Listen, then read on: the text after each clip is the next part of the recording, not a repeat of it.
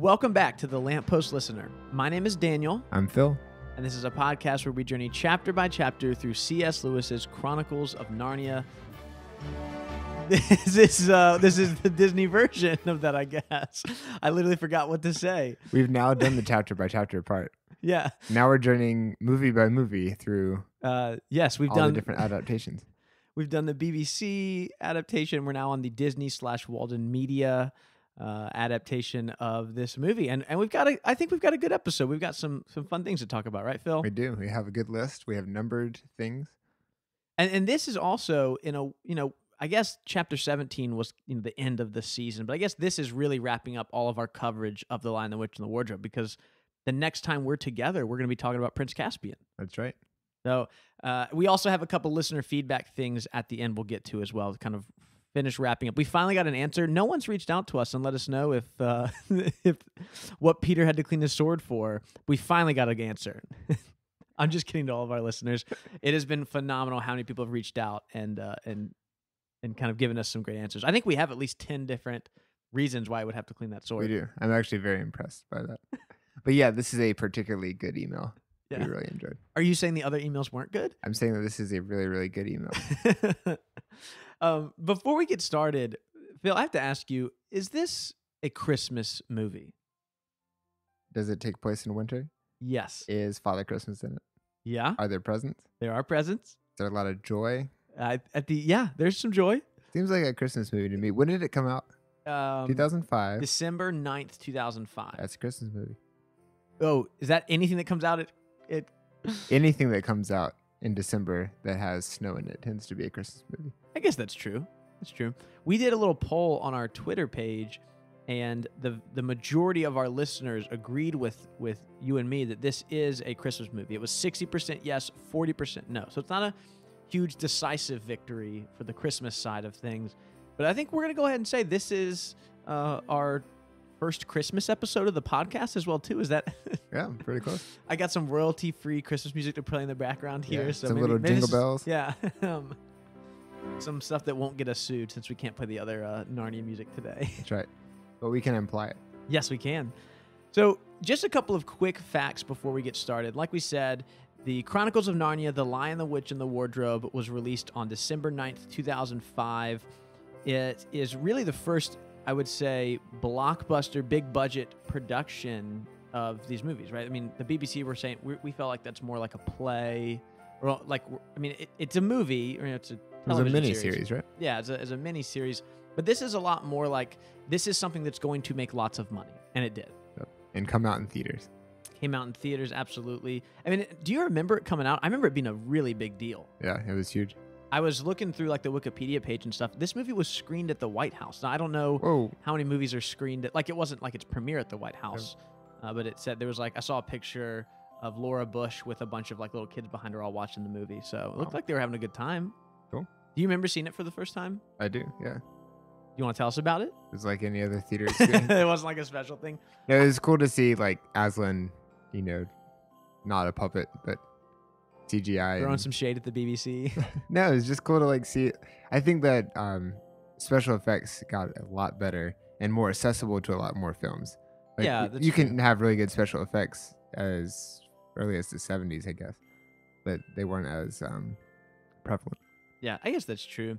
I remember seeing this movie with like it was a big deal for us. Everybody went. Yeah, I remember it was like there was stuff and I was reading about what the marketing department did. They did a lot of stuff with churches as this being kind of a faith-based film. Well, it's not, but it is. You know what I mean? There was a lot of stuff that they did at churches and at library. I mean, this was a really, really big deal.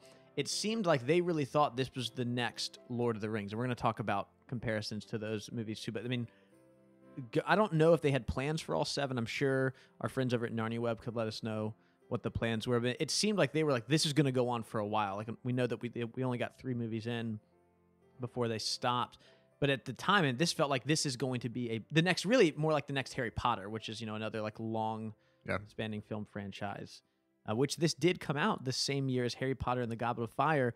Surprised to learn it made more money than Harry Potter and the Goblet of Fire. Yeah. Which is funny because I think those are movies that are still I mean, not that these aren't prevalent in our, in the pop cultural zeitgeist, but Harry Potter's still much more popular. It's always been more popular than Narnia. Yeah. Not always, I actually. Narnia wonder. was I wonder popular. what those numbers look like now. Oh, I know. Well, it's interesting. I was reading this that it was Disney's third largest opening weekend of all time. Followed Third, by. Or I didn't look to behind. see what was above it, but most interesting part to me, it is now the 34th largest Disney opening of all time, and Oh. I'm assuming that's all the new Star Wars movies and all the Marvel movies. Yeah, that they now own. Yeah, it's When like did that acquisition happen? That happened after 2008, right? Disney buying Marvel. No, I think Disney bought the movie rights to Marvel. I thought they bought them. I don't remember. I know Marvel was close to bankruptcy in the 90s, and that's when they sold a lot of the film rights to things because they just didn't think it was going to be that big of a deal. I don't know if that's when Disney got it, but it was I think Disney bought Marvel recently. We recently. should look it up. Yeah, we gotta. People are gonna be like, we did not want to hear all this movie talk. Can you please talk about Narnia? But this is what the hiatus episodes are for. So, what are your initial impressions, Phil? It was so immersive. Yeah, Yeah. So we all watched it together. And you're just who is we all? You and me, or Daniel and I and Sarah Jane and then Anna joined. So Yeah. it was kind of a who's who. of the Lamppost Narnia Listener podcast. podcast. We didn't invite my sister. Everyone who was within a certain mile radius, Yeah. we invited. It's very immersive. The story there's certain things that'll take you out of a story, especially now that we're used to more realistic images being done with CGI. And I think that in this case, the special effects in the sets, especially, so like the transition from the wardrobe into Narnia, felt very real and was very well done. The way it was filmed, kind of like following the character as they fall back into the world of Narnia, that was incredible. But also just like when you have a big enough budget to give everybody a costume and design the costumes a certain way, and Yeah. things like the beavers, like making them look like actual beavers, is surprisingly good. It doesn't pull you out of the story. It actually draws you. So you're on more the in. side of this is better than the BBC version Yeah. when it comes to beavers. Yeah. Okay. Just because like viewing now in 2018, you're looking at him and you're like, okay, like that's what a talking beaver would look like. It's not a giant person who is wearing a beaver suit. And I like that too, but I was impressed by how immersed I was. What were your takeaways? So I'm gonna actually start on the negative side of things. I will say overall, I really enjoyed this movie. I like this of all of the Narnia adaptations, whether it's the miniseries or the major motion pictures. I just said motion. Major motion pictures. This is my favorite of all. I really, really like this movie a lot. Even if it wasn't about Narnia, I think it's a well-made movie. So I'll say that. However, I will say this is the first time I watched this movie in probably more than a decade without children. Like I've usually watched this movie at school or in other kind of scenarios where there's kids around. It's much more fun when there's kids around. It was not as enjoyable of experience to watch it with y'all. That sounds awful, but it just the way that kids light up when certain things happen, it just that some of that was missing. And so I think this is a really, really great family film. I don't know if it necessarily holds up as well if it's just a bunch of adults around the room. So that's just a little thing I'd point out. And then I also would say this, because again, my context for this movie, I think I've said it on the show before, is back when I was still teaching, we always watched the movie at the very end of a unit study or like a literature study on this book. So we'd read the book. Then on the last day before Christmas, before we released for Christmas break, we would watch this movie. And most of my kids had never seen it before. And so it was so fun to see them kind of light up as they finally see some of the things they've been imagining depicted on screen. I will say one of my biggest kind of issues with the movie is it tries too much to be Lord of the Rings for kids. And I think obviously we talk so much about the similarities between the two, but I think Narnia it's really different than Lord of the Rings, and it doesn't need to be Lord of the Rings. And so I think if you come at this movie not having seen the Lord of the Rings trilogy, I think the movie is much better. I think the experience is much better having not seen those movies. If you have seen them, I think it's hard not to compare the two. And this movie's not as good as any of the Lord of the Rings movies. And so watching it with my students who've never seen Lord of the Rings, they're like, this is like the first time they've watched an immersive fantasy film, and it's wonderful. If you've seen all these other ones that I think have been done better, it's just not quite as enjoyable. And that's not to say I don't love it, because I really do, but it's that's the thing that I noticed for the first time watching it with y'all on Friday. Yeah, I see that. So the way we're going to do this, listeners, is we have a little bit of an outline we're going to walk through. So we're going to talk about 3 things that we liked about the movie. We've both kind of prepared these. 3 things we didn't like about the film. 2 improvements that the movie made over the book. And then if we were the director, 2 things that we would have changed. And then, Phil, I want you to be thinking about this. There is no Rumblebuffin in this movie. Well, there's like, I guess we kind of see a giant, I think. But there's no one cast as Rumblebuffin that I'm aware of. And I want you to be thinking of, if you are Andrew Adamson in 2005, who are you going to be casting as Rumblebuffin? So I'm going to come back to you at the end of this to think about who you'd want to play that role. I have kind of a out of left field one that I'm really excited to share. I already have both of my answers. Oh, we'll wait till we get there. Yeah. All right. Keep the suspense. Yeah. So, Phil, tell me, what's one thing you really like about this movie? Well, I already mentioned that I felt immersed. So my second thing is I felt it moved along at a really good pace.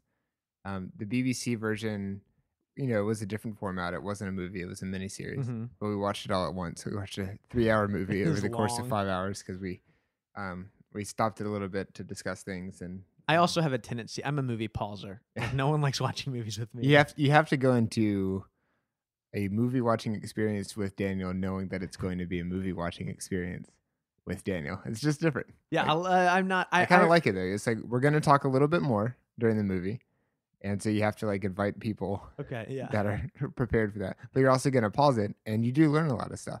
I like all that. I thought that the pacing was really well done. I felt like it moved along at a really good clip.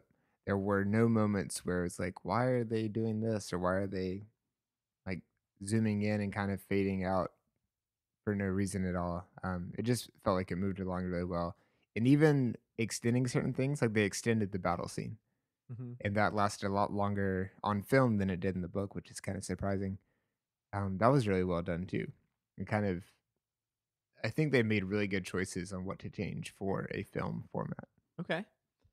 One of the things that I really liked, probably my thing at the top of the list, because it's really impacted me a lot, even after the movie's been out, and I've still probably spent more time with this than anything else, including the movie, is the score. So I absolutely love the music in this movie.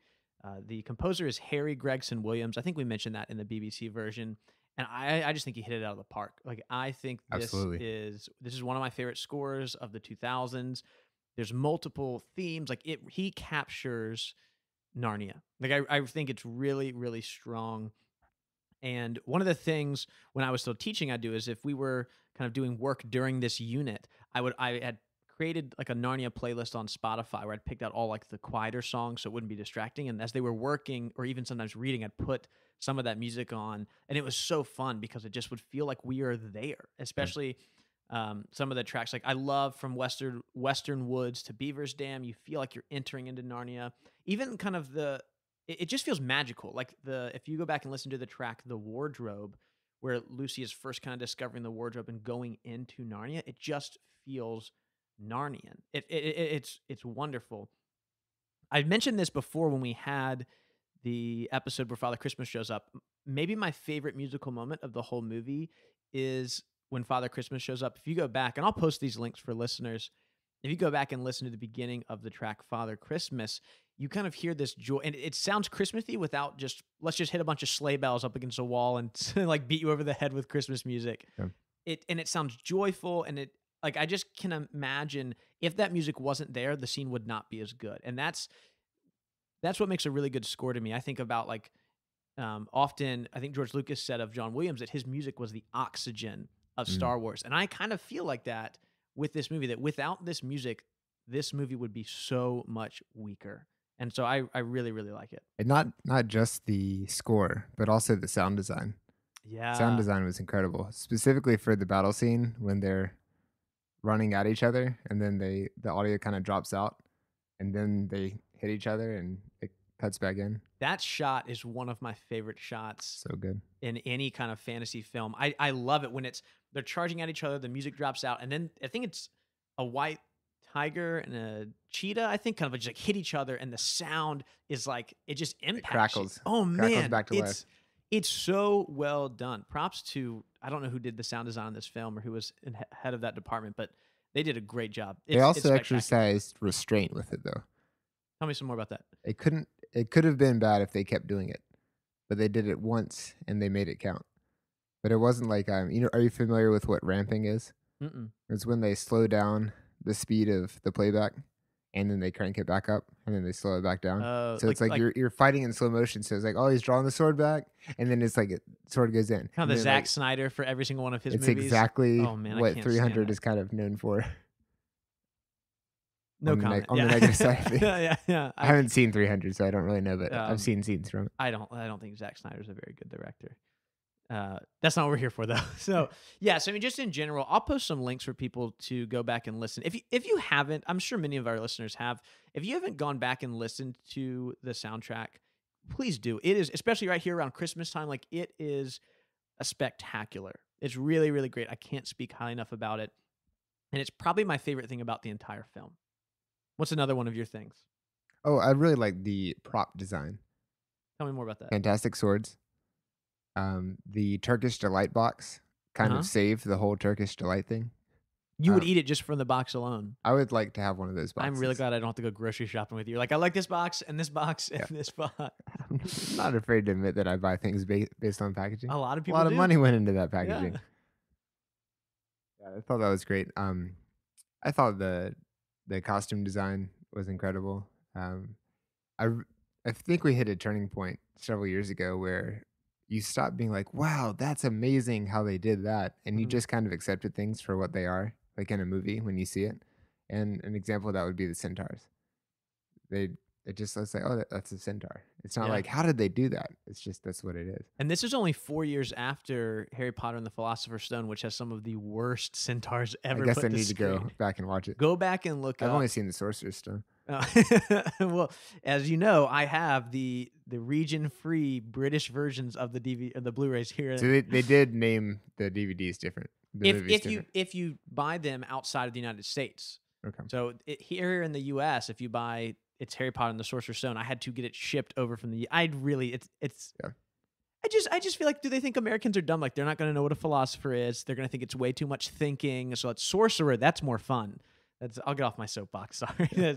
But like even 4 years after that, this CGI is not in this movie in general.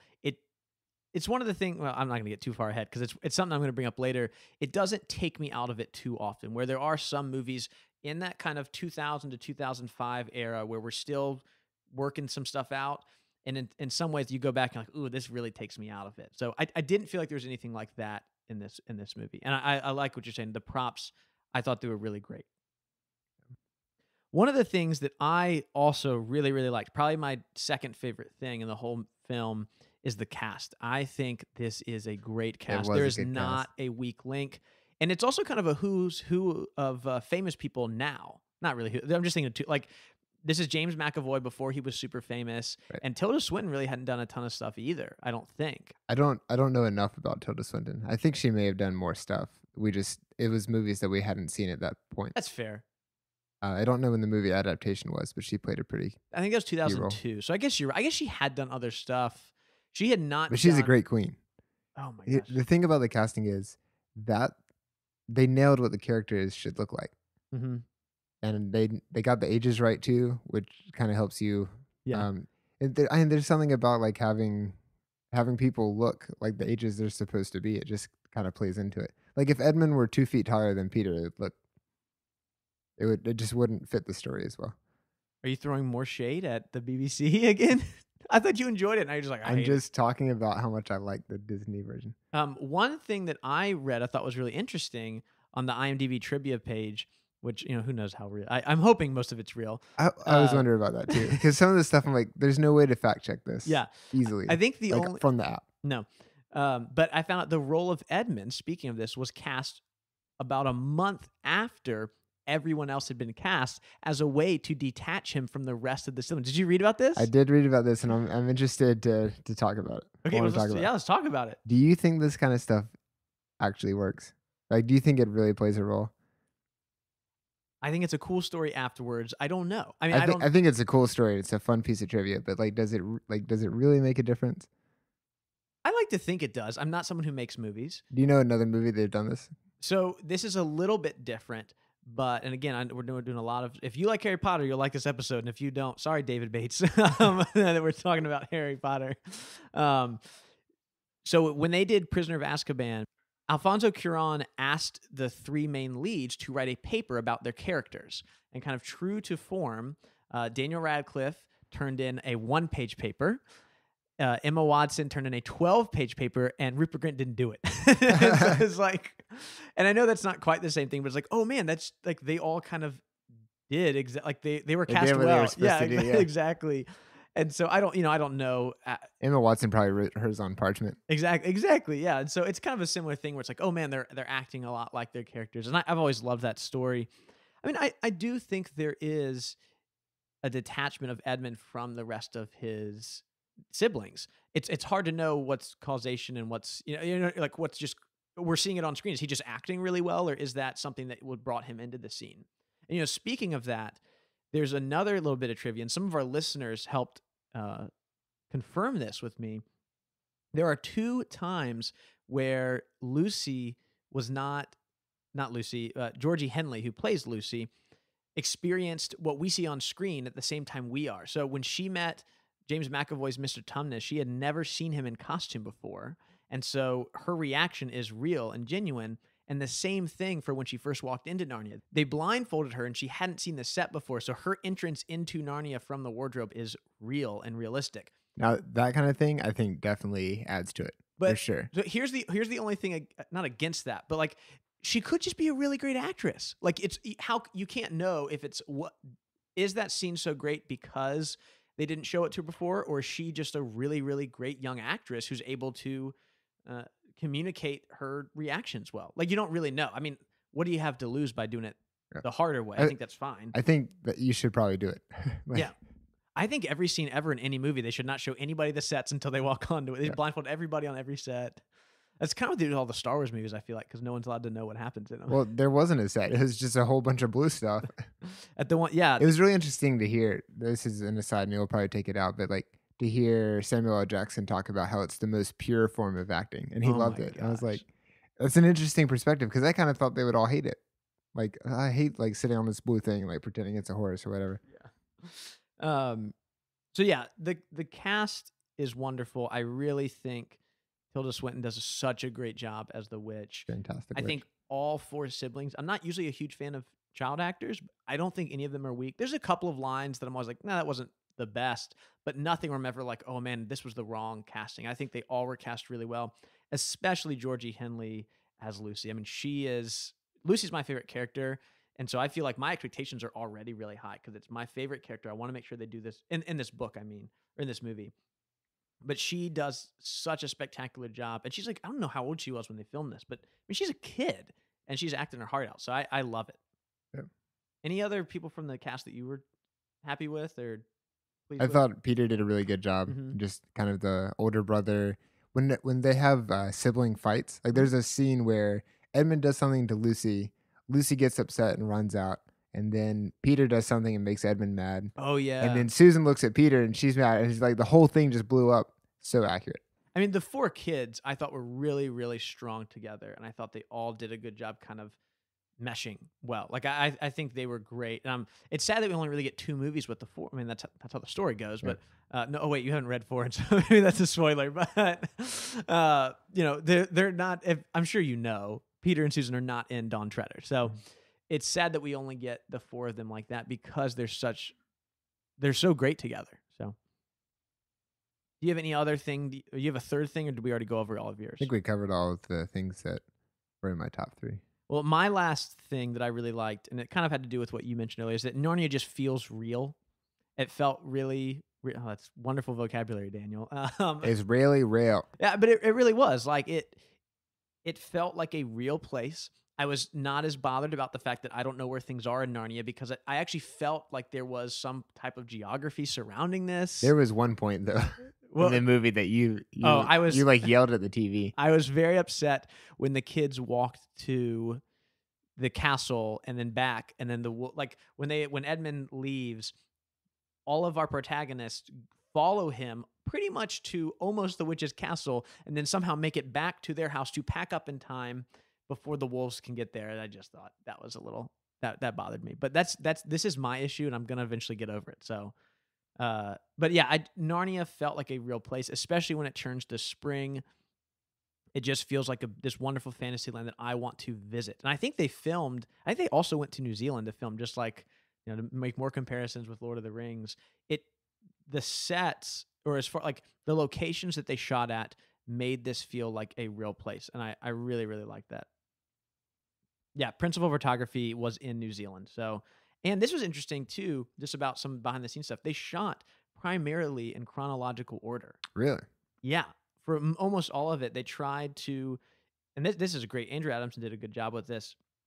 He wanted to kind of have a natural sense of development for the young character, that for the actors. And so he's like, that what they'll do is, because they will be growing up, and kids grow so rapidly, not just physically, he's like, their maturity will increase. And so I want to start with them at their least mature at the beginning of the story to their most mature at the end of it. So for them, it wasn't perfect, but for the most part, they filmed in order, which is really cool. And I'm sure was a hassle for whoever was in charge of the schedule. I think that would be difficult to schedule, but out of all the movies I've seen, I think this one would be easier than other ones because they don't really return Any location. Yeah. to locations as much. Like, I imagine they shot the wardrobe scenes at the same time, right? I would assume so, right? It would just be better, but maybe if they filmed it at an actual house, maybe it doesn't matter as much. Yeah, I don't know exactly all of the filming locations. I just know principal photography was in New Zealand. Phil, what were some of the things you did not like about this movie? So I did like the pacing, but I did feel like it was a little fast in certain parts.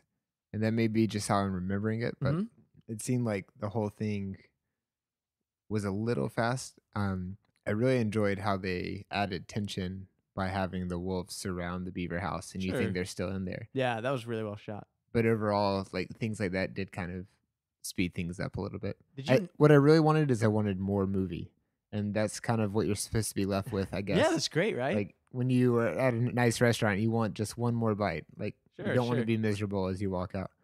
Speaking of that scene, I read something else on the IMDb trivia page that most of those wolves in that scene were real wolves. Really? Like, only a couple were added to CGI, terrifying. but they filmed. They didn't put the kids in there, but they had to CGI their tails because all the wolves' tails were wagging back and forth because they're so happy. They're so happy, and like it doesn't look scary at all. So they had to like change it, and I guess they made the tails not wagging. But I think that's a really cool thing. I love little tricks like that. Perfect. That's the perfect use of CGI, like practical effects and CGI. If you're removing light switches or removing like street lights, that's when CGI is incredible. Because it's taking something away you don't know. Yeah, it's perfect.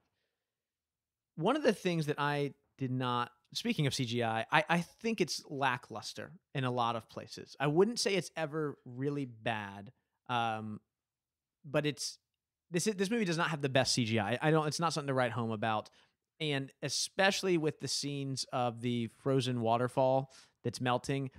And when the Pevensies are kind of walking out and looking out over Narnia when they first come through the wardrobe, there's a couple of like, oh, this is obviously 4 kids standing in front of a blue screen. Yeah. And some of that stuff just doesn't hold up. Now, it also could be we're watching in HD. This is tell us about that. Yeah, I'm not going to tell you about. I went through a fight. I did not want to watch this in standard definition. I don't know why. It is 2018. I'm not going to watch anything in standard definition anymore. I'm sorry that I'm we got into a fight, listeners, all the 4 of us. I was very upset that everyone wanted to watch it on DVD when, there's the things DVD like Blu-rays that had already been HD. paid for, but we upgraded it to HD. Because I could not watch an SD. I can tell the difference. I know no one else seems like they can, but I can 100% tell the difference. Well, I think what our problem was with the HD version was anytime it was the characters with the background. It was like throughout the movie. That's when we noticed it. Yeah, so that in stuff, HD. That stuff did take me out of it a little bit. And again, that's not something I've noticed when I've always watched it on DVD. So maybe that's just upgrading it to the HD. We're now seeing, oh man, that shot just does not look as good. And that's true of a ton of movies. We watched in the last year or so, we've watched the extended editions of The Lord of the Rings, which I think have some of the best special effects ever in them. And there's a couple of times where you're like, oh, yep. didn't age as well as it did even 5 years ago. So, and that's just going to be. I'm sure that when we all look back at Tarkin and Rogue One, like 10 years from now, we'll be like, that's not good. So it's because Yeah. it's in the uncanny valley and stuff. I think for the most part, it wasn't really bad. I just think it could have been better, and it's something that does kind of take me out of it a little bit. And I'm also okay with things not holding up very well because it means we're improving Sure, yeah. a lot. And scenes like Tarkin, maybe like not the best, but then you have like Blade Runner 2049, Oh my gosh, and I yeah. still don't know how they did that. Like I know how they did it, but Computers. they did it so well. Yeah. And it's like that was how much of a difference was that, a year? It was a year, It yeah. was under a year. Like that's incredible. That yeah, I can't say anything. I don't want to spoil that movie. That stuff in there, I was like, If you've seen it, you know what we're talking about. yeah, exactly. What's another thing you didn't like about this movie? I thought that the food looked fake in certain parts. You must have really liked this movie. That's one of the 3 problems you had with it. Is the few You know what I wrote the right few under scenes that? with food. You're like, nah, I didn't like it. Yeah. Right under that, I wrote, hard to think of 3. That's That's interesting. good. Yeah. Also wrote this while I was laying in bed. What scenes with food? I was only thinking of the Turkish delight. So the Turkish Delight, that actually looked real. I thought they did a good job. I was like, I didn't know what was on the inside of Turkish Delight, but you can kind of see it a little bit Yeah. in that scene. Also, I love how the dwarf takes a little bite. Yeah, that's great. And the way he would like threw the cup Against the tree. and it turns into snow. That's a Yeah. nice touch. That was really That's cool. when a movie adds something. Yeah. Because if you wrote about that and then the dwarf took the cup and he threw it, but it turned to snow, it'd be like, why are you I mean, that's the kind of including that? thing when you have an adaptation, from book to screen, you want to add things that are visually appealing. Like, what's something that wouldn't work in the medium that you're coming from that works really well here? And that there are a couple Perfect instances example. of things they did where it's like, oh, that really wouldn't have been as exciting because it's a book. There's all kinds of magical things happening, but seeing that on screen, so cool. Yeah. For the bread, I think that like it was obviously real food, but it didn't seem to match the descriptions from the book. Okay. So when I picture stale bread, it's like you can't bite into it. Like it's a miserable You thought experience. this bread looked too good Yeah. for him. Okay. Yeah. Well, how did you feel about that scene? Because that's a scene that's added in. The whole idea with Mr. Tumnus kind of being there in jail with Edmund. Did you like that? I didn't like that they were interacting like that. Just like I didn't like it in the story. You didn't like the bread too. The bread really bothers me. No. So you have the bread. I and think I that have they the should map. have added that, and it does add like that's a good kind of movie scene. Mhm. And yes, it didn't happen. Maybe that'll take you out of the story, but for the most part, like if you're gonna watch that movie, that was a good addition. This didn't make it on my list of improvements they made, but I really like that scene, especially because it's part of Edmund's. It really is the catalyst for him realizing he's made a mistake. That he now sees what his decisions have cost. He sees Tumnus in prison. He sees the person that is affected by his decision. Exactly. And some people might argue, well, no, I don't. I like that. I like it better when it happens at the breakfast party with all the animals. But we don't see that. We have that Fox character that's introduced in the film. There's not like a big dinner party where Edmund starts regretting his decisions. Now he does kind of jump in and say to don't hurt the fox. But it really, all I've seen what them do is they just kind of start that transition to him making the right decision. They just start it 15 minutes earlier in the movie in prison. Okay. So, and it really, by the time that he shows up in the book, when he shows up at the witch's castle, I feel like he's already starting to think this probably wasn't the best idea anyway. So I really like that scene. I think it adds a lot. And I really like the colors now, like the greenish ice jail. I think it looks really cold, and they did a good job with that. Speaking of sets, here's the thing I didn't like: sets. I think the quality of the sets vary. I love some of them, and others I just don't think were as good. We talked with the BBC version about Mr. Tumnus's house, and I loved Tumnus's house in the BBC version. It felt warm, cozy. They even had the electric lamp in there. Yeah. Except for that one thing that was an incredible set. I really don't like his house in this movie. It just doesn't feel it feels cold. It doesn't feel comfortable or warm and inviting. And maybe that's the point. Like, that might have been what they're going for because he's, about to kidnap a little kid. So maybe that's what they were going for. But if I had to pick which of those houses I want to live in Narnia, I'm picking BBC version every single time. Yeah. Same with the Beaver's Den. I didn't like it as much in this movie. It's not bad, but I just enjoyed them more in the BBC version. and I think they could have been better. I can't quite put my finger on it, and I if it sounds like I'm nitpicking, I kind of am because I really do like this movie. So it's hard to find three things that I didn't like. But as far as some of the sets, and that includes the witch's castle, some of them I just didn't love. I really like the sets once spring comes. All of the rest of the story, I really like that at Aslan's camp, in the tents, at the stone table, Cair Paravel. I love all those. But at the beginning, when they're first in Narnia, I just didn't love a lot of the interior sets. I thought they could have done a better job. Here's my theory on that. Okay. I think that if you have someone who is a professional set designer, like they're really good at it, they're going to do their best work. And they're going to make things look amazing. So you're going to have like a very distinct look. It's going to fit with that movie. You could see anything from that movie and be like, oh, that's from this. And it works really well for things like the battle when they all have those tents. Yeah, Wouldn't do it any other way. But if you have two beavers who live in kind of like, underground looking thing, I think the decor would be a little tackier. But that doesn't work as well if you're like getting paid to design sets. I guess that's true. And like with the BBC, it was a little different because it was a different time period when it was filmed, so you have different influences. Yeah, I think that's true. Did you have another thing you didn't like? I do not like the way Peter holds the sword, and most things that I don't like in a film are because they take me out of the story.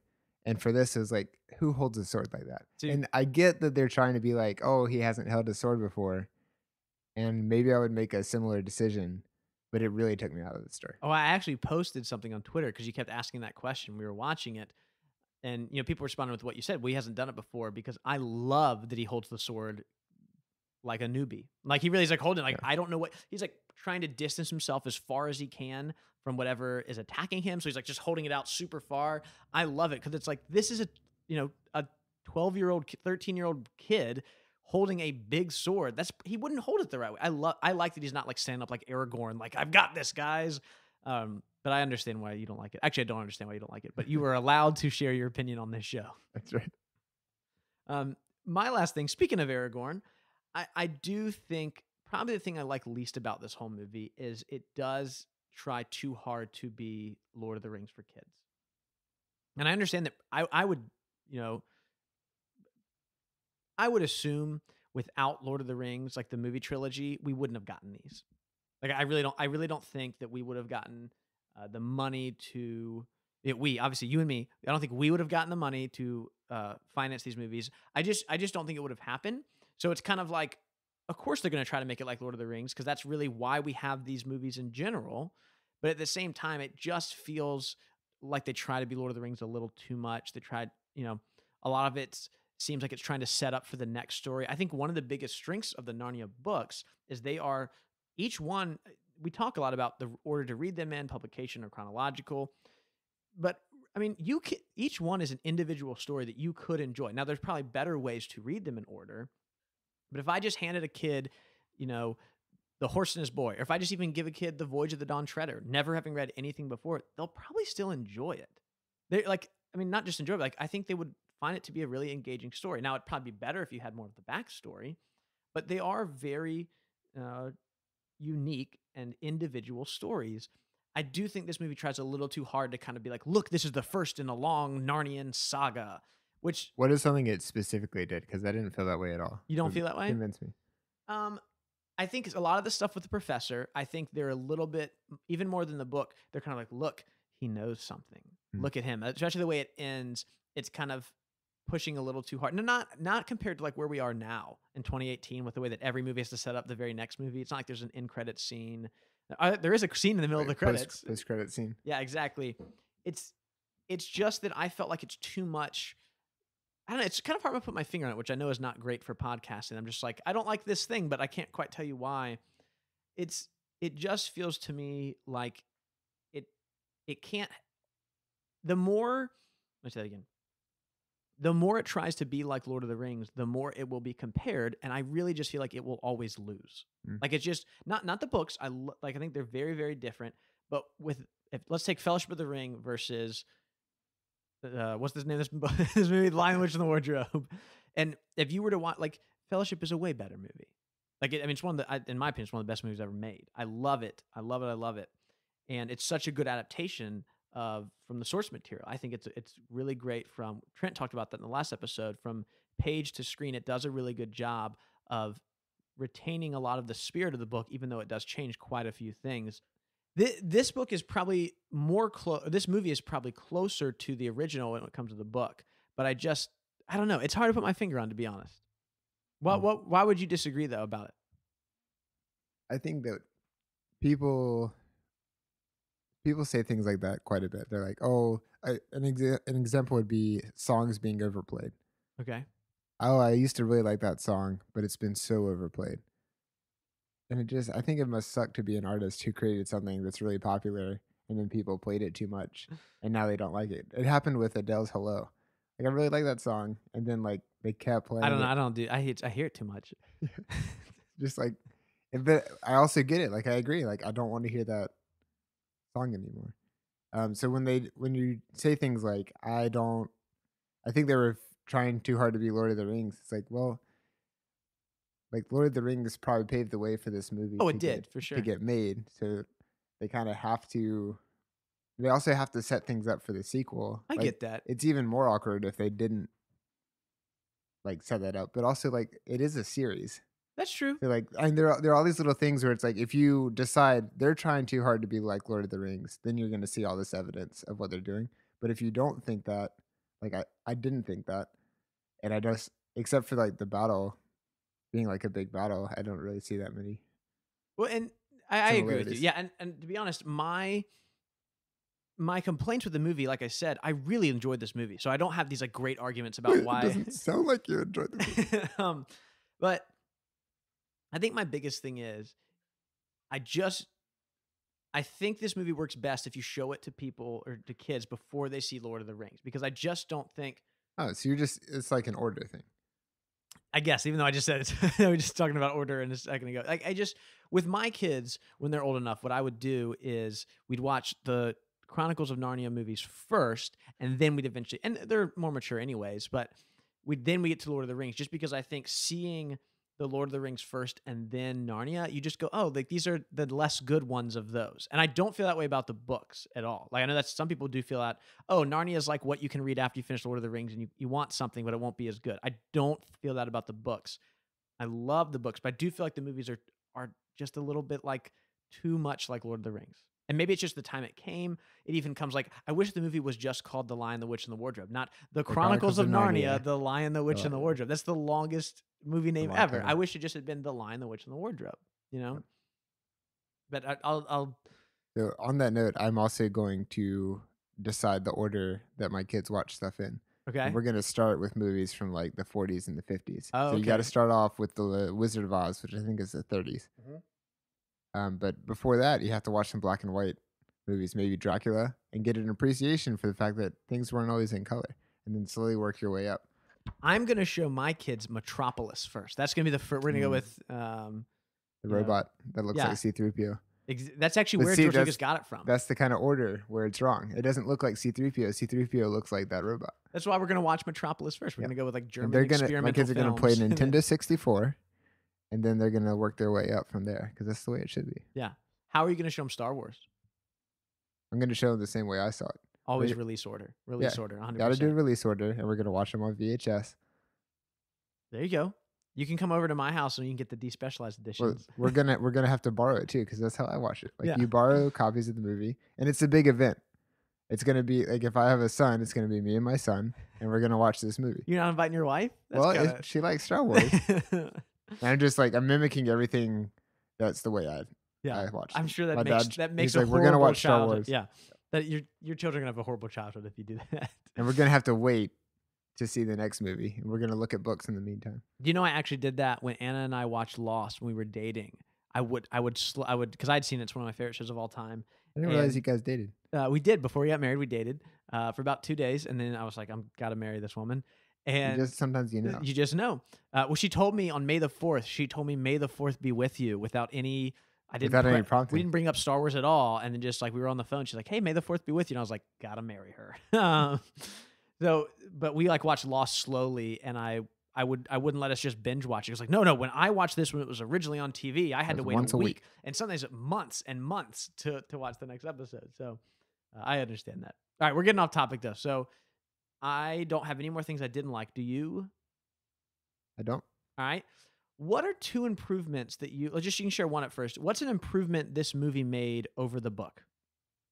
The beaver chase, the intensity there was really good. Also, the beavers. The beavers in general. The beavers in general, it's so well done. When the beaver's telling the story and then they're like, "Who's Aslan?" And he goes, "Haha, that's a good one." You don't know. Yeah. So well done. I don't know who they got to play the beaver, but If only we had some way to know. um, one of the things that I really liked and thought was an improvement was the climax at the end of the movie. And we talked about this a little bit last time with Trent. I don't think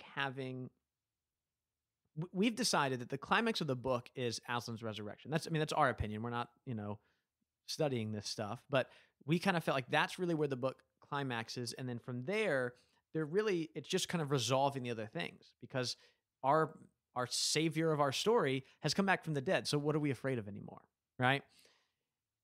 In the movie, the climax is definitely not that. The climax is definitely the giant battle. Like we spend so much time in that battle. What really takes up like two, paragraphs or so of the book, we get probably about 30 minutes, maybe about 20 minutes or so. And I think it's the right thing to do here. I don't know if it's an improvement over the book, but I think it's a right choice that they made because that's just kind of the language of film. And I understand they're trying to make money too, so they're not trying to make some experimental film where, hey, the climax happens about 70% of the way in, and then they're like, well, then we're happens at the beginning of the film. Yeah, exactly. Then we unpack from there. So I really enjoyed. I think the battle is well done. I know it sounds like I'm kind of going back on what I've said because the battle is very much Lord of the Rings in a lot of ways. Well, all of my feedback was like that. Like I would write, I didn't like this. This didn't work. But then also like for things that I did like, I kind of like the same thing. Or like I thought that they could make improvements on things that I did like. Anyway, so I think that's like it's hard to make a movie, and they did a really good job. And a lot of the decisions they made, I think I would have probably ended up making the same decision if I was in their position. By the way, the beaver was Mr. Ray Winstone. Mr. Ray Winstone. Mr. Ray Winstone. Yes. That's right. I don't know who that is. He is a British actor. You're gonna say he's a beaver. He's a beaver. He's a beaver. He's one of the best known beavers. He's in The Departed, and he's in. We're not going to do this. I didn't know they had beavers in that one. Yeah, he plays a beaver in The Departed. It's only in the extended edition. It was a really weird scene. They added a lot of beaver scenes in the extended edition. Matt Damon's not in it. It's just they took him out. He's just a beaver. But I would watch that. Doesn't have a British accent. It goes for the hard Bostonian accent instead. So it's weird to see a beaver speak like they're from Boston. Yeah, but I really do enjoy the climax of the battle. I think it's really well done, and even though it means we do miss a lot of the statues and the unfreezing or unthawing, whatever we want to call that. It's either thawing or unfreezing. Oh, the thawing of our heroes at the witch's castle. We get that scene so much smaller. We don't even get Rumblebuffin, which is a disappointment. I understand why, and I think the climax of the movie does work. So, what's another improvement you liked? I think in terms of the movie, the way they did the scene where Aslan goes in and he doesn't have to like round everybody up. In terms of like the speed of the story, that was an improvement. Mm-hmm. Where just like we get straight to the battle because that's the part that you want to see in a movie. One of the things that I enjoyed, and I don't think C.S. Lewis would have liked this at all, is we spend more time with the witch. And I think I really, really like Tilda Swinton as the witch. I like that we get to know her just a little bit more. Lewis and Tolkien as well, too. They didn't spend a lot of time on evil. And I know that's a big critique of the Lord of the Rings movies is we see a lot more Sauron than we ever do in the books. And Tolkien and Lewis didn't really spend a lot of time focusing on evil. It was more of just this kind of, it's evil and bad. Let's focus on the good. But we spend a little bit more time with the witch, and through kind of the way that Tilda Swinton even acts it, we kind of get to see inside of her head just through her facial expressions. She says when Edmund asks for more Turkish delight, she's like, no. And then you can see her be like, ooh, that was too much. And like you kind of see her walk. She kind of cringes. Yeah. Rolls it back and then continues forward. And I don't know if C.S. Lewis would have liked that because it's giving us too much into the character's head. I mean, maybe I'm wrong. I'm not a C.S. Lewis expert here, but I was listening to Ryan Reeves, the professor at Gordon Conwell that I've brought up a couple of times on the show, and he was pointing out just the way that the Inklings often depicted evil, and that they just didn't like to spend a lot of time with it in their fantasy stories. Mhm. And instead, it was kind of this off-screen thing, and we focused on the good guys. And that's a little bit different here, especially in the later Narnia movies. We spend a little bit more, even more time, well, especially in Prince Caspian. I feel like we spend more time with the bad guys. And I don't think Lewis would have liked that, because he wanted it to be just this, not an abstract thing, but it wasn't something that got our full attention, where we do give more attention to the witch here as the antagonist. But I actually like that a lot. Phil, if Walden Media had hired you as the director, I would have been like, "Who's Walden Media?" I think a lot of people would have. What were some things you would have done differently? I would have slowed the ending down just a tad. Okay. I wanted to see a little bit more of the 4 children after they had grown up and were living as kings and queens. So and as an running through the addition forest. to the book, because we don't see that in the book really. We hear about it a little bit. Well, we You hear would have about it. And shown there's way that. more dialogue. Okay. Yeah, I would have just like had that scene last a little bit longer. How 'Cause- long are you talking? You talking a couple minutes? You talking like Couple- 30 couple seconds? minutes. Okay. Yeah, because that scene felt like it was 30 seconds, 45 seconds, and you couldn't really see the faces too much. I wonder if they were doing that on purpose because they didn't want you to look too closely. But I was just starting to get a good look, and I'm like, man, they actually kind of nailed those resemblances, and then they're going back through the wardrobe. One of the things I would have done differently is had a little bit of a longer arrival of spring, which is funny because I've talked about that's one of my least favorite parts of the book, but it does feel like the movie just shifts like that from, I don't know if I snapped if you couldn't hear it. I heard it. Yeah. It goes so quickly just from the waterfall. It's still winter, but it's melting a little bit to bam, we're in spring. And I think I just wish there'd been a longer kind of transition.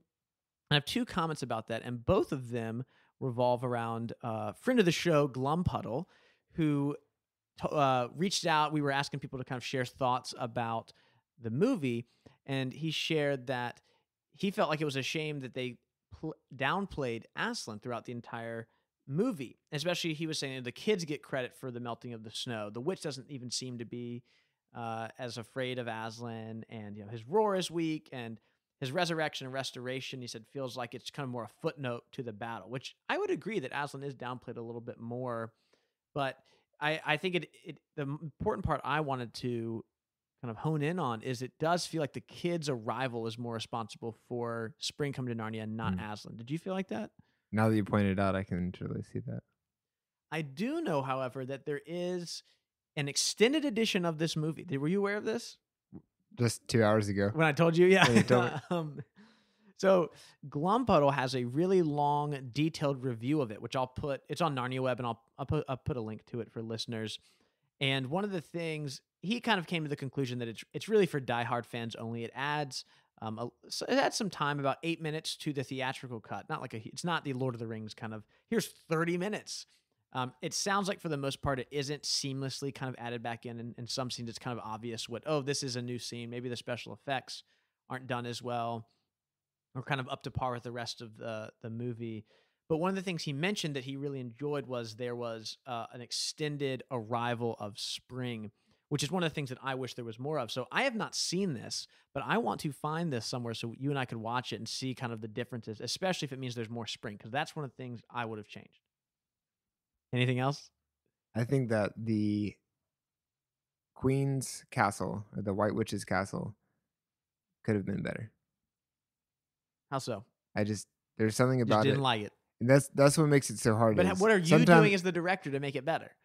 I would have said make it better. Which is kind of like, that's kind of sometimes from what I've seen in special features, like on a DVD or now on a Blu-ray, Sure. you look at it and it's like, I like this, I don't like this, so make more of this one. Yeah. And they do it. So you would have just told the set designers, I would have said, I don't like give this. it a few more tries. Okay. Before you build it.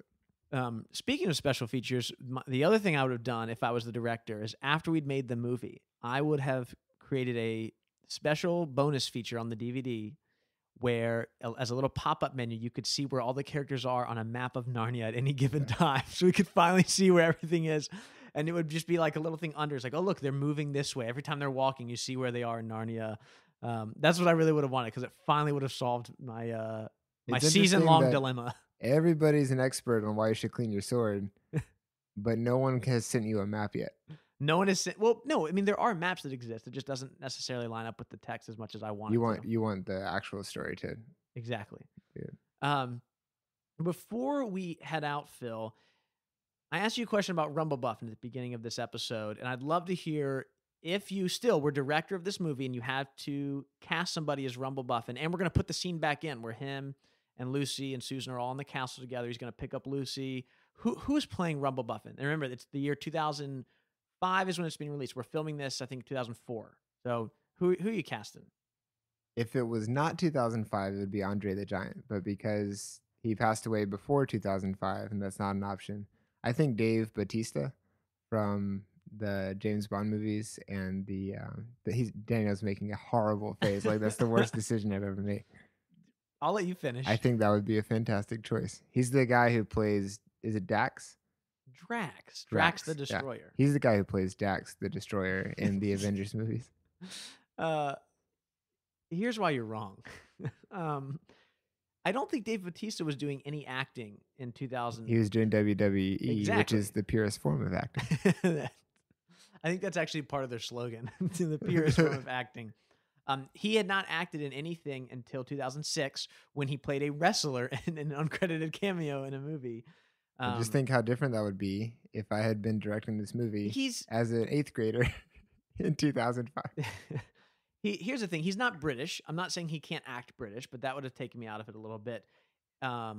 He's too Rumble Buffin to me is kind of he's a jolly old fellow. He's not necessarily someone who's like big and tough, and that's kind of Dave Bautista is like a character actor, is like a really strong, and I think he could get the humor right. I think he'd get the humor right. Nail the humor. I just Is this one of those things where you slowly convince yourself? Maybe. And I just watch. Let me tell you why it should be Sir Ben Kingsley instead, because that's who I'm casting if I'm the director of this movie. Interesting. You chose someone who's 5'1".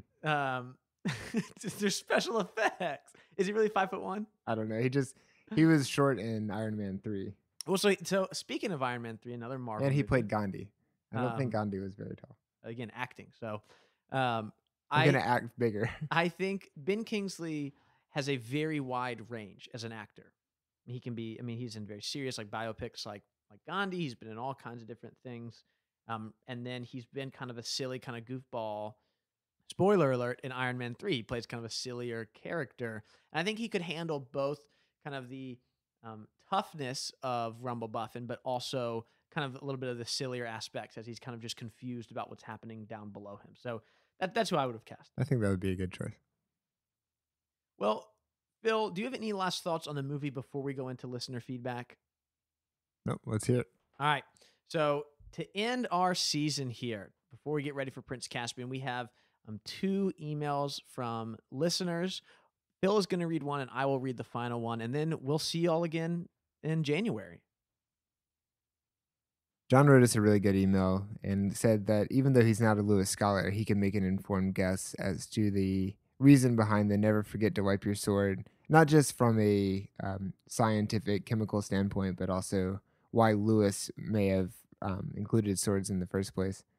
And he just mentions that Lewis was born in 1898, and this was around the time that there was the Crimean War and several other wars like the Zulu War and the Boer War.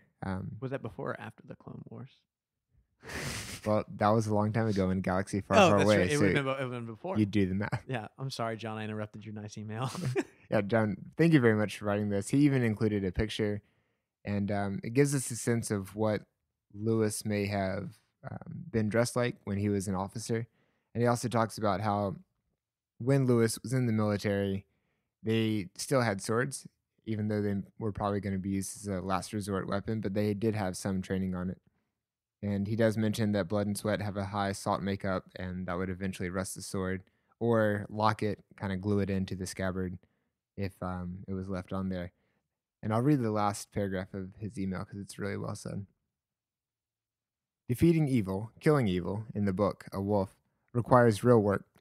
In the midst of either a kid's book filled with swashbuckling sword fights, or an allegory on the brutality of fighting Satan, or an allegory on the brutality and the necessity of fighting Hitler, 5 years prior to the book's publication, Lewis slips in a line that's either a tip of the hat to a long gone sergeant major or breaks the fourth wall to let the reader know, I know what I'm talking about. Been there. Got the t-shirt.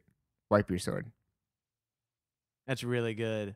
That's a really good thought. And speaking of Lewis's background as a soldier in World War One, I just wanted to plug something that I listened to this last week. We were just past the 100th anniversary of Armistice Day, the end of the Great War. And I listened to a really good podcast by Joy Clarkson. It's called Speaking with Joy, and it was an episode called Decent Men and in Indecent Times. And it talks a lot about like why we spend so much time focusing on World War One and World War Two. And in that, she mentioned a little bit about Tolkien.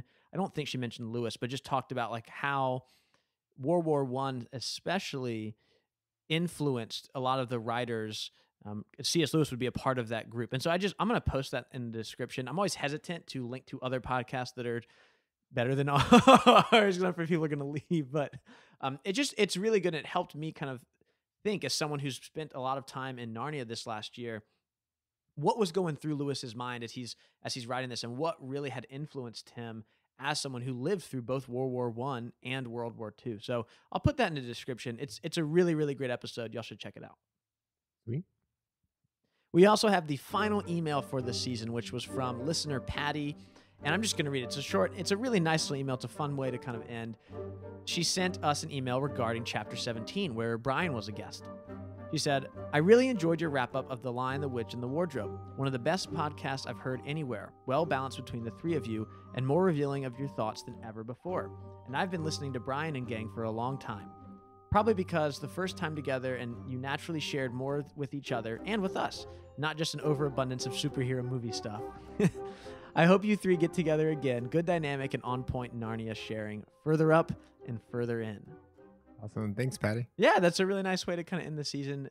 Again, listeners, we've just really, really appreciated your willingness to reach out to us and kind of share your thoughts. I'm so surprised that we had 10, it probably was like 7 or 8 people that reached out about the sword, which I kind of jokingly just like, hey, someone answered this question for us. And now we feel like we have a lot of good reasons why Aslan would have said that. So it's awesome to know that people are on the other end of this and that they're willing to write back. And I truly do. We joke about it, but I do appreciate how much we've learned because of readers who are smarter than we are and willing to send us a note.